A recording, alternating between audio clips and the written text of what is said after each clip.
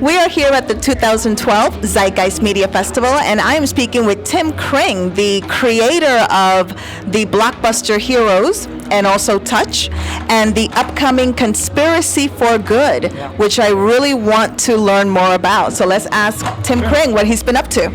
Well, as you said, I've been working in television for many years, created a show called Touch that I think people all over the world sort of knew me for. But I started to really, with Heroes, think about how to reach an audience where they lived, where they were. They weren't necessarily watching television all the time, as television is becoming sort of a changing landscape with people watching it in different ways. They're watching it.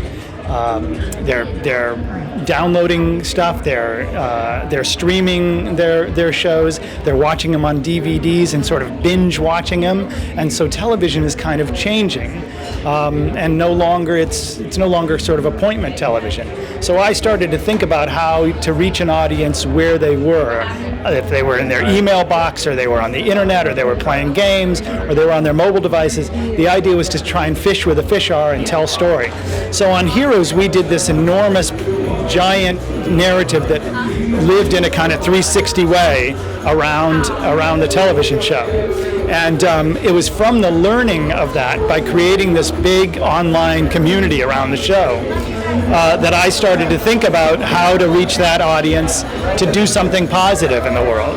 And so it was really out of what I learned on Heroes, with this big fan base that lived online, that started me thinking about how to use it and utilize that audience to roll out into the real world, and rather than just watch a show, to actually become a part of a narrative, to insert yourself inside the narrative, to become a character inside of it, and as a result of your participation in this narrative, positive real-world results would take place.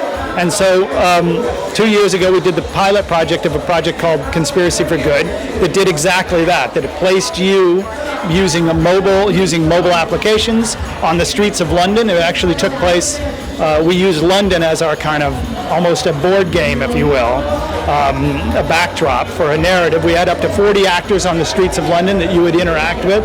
We had events that you would be involved with on the weekends, and you inserted yourself inside of this narrative, brought down a bad guy and a villain, and it made it possible for us to build and stock 5 libraries in eastern Zambia, donate 10,000 books, and give 50 scholarships away to schoolgirls, and all as a result of your participation inside of this narrative.